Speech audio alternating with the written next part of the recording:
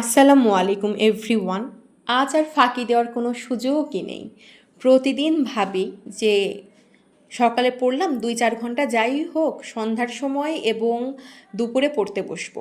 কিন্তু যখনই দুপুর আসে বা সন্ধ্যা হয় আমার মনে হয় আমার চ্যালেঞ্জ তো কমপ্লিট, তাহলে না পড়লেও চলবে। হ্যাঁ, আজ সকালেও ইনফ্যাক্ট গতকালও আমি এই কাজ করছি। ভাবছি যে সন্ধ্যার সময় পড়বো, দুপুরে পড়বো, কিন্তু আমি পড়তে বসিনি। কারণ আমার মাথায় সেট হয়ে গেছে যে আমার চ্যালেঞ্জ কমপ্লিট। বাট আজ কোনো উপায় ছিল না, যেহেতু আগামীকাল আমার ইনকোর্স পরীক্ষা অ্যান্ড আমার ১৭টা টপিক এখনও এক গাদি টপিক বাকি পড়া। তো আমাকে পড়তে বসতে হয়েছেই, মানে কষ্ট হলেও আমার পড়তে বসতে হয়েছে।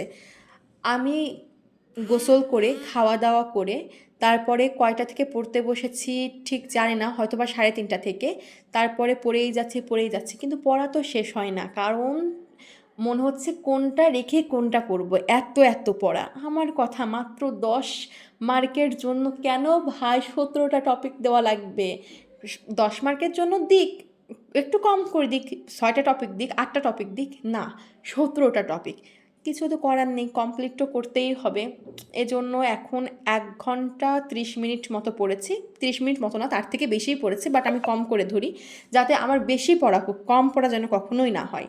তো যতটুকু পারছি আগানোর চেষ্টা করছি, পড়ছি অ্যান্ড আবার সন্ধ্যার সময় পড়তে বসবো। দেখা যাক যে কতগুলো টপিক কমপ্লিট করতে পারি।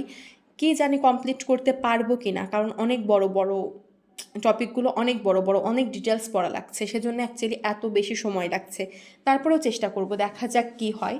অ্যান্ড এখন একটু রেস্ট নিয়ে একটু ব্যায়াম করব, দেন আবার পড়াশোনা শুরু করব। এবং এই যে আমি 10 মিনিট ব্রেক নিয়েছি, একবারই ব্রেকের সুযোগ পেয়েছি, এই ব্রেকের মধ্যে আমি একটু ইংলিশ শুনছিলাম।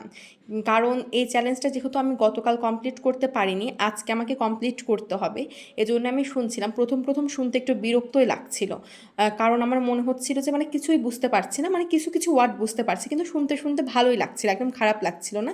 তো মনে হয় যদি নিয়মিত শুনি তাহলে কিছুটা হলেও বুঝবো এবং দিন আরও ভালোভাবে বুঝবো ইনশাআল্লাহ। তো এই তো ছিল আমার দুপুরের বা বিকালের স্টাডি সেশন। দেখা হবে পরবর্তী স্টাডি সেশনে ইনশাআল্লাহ। আল্লাহ হাফেজ।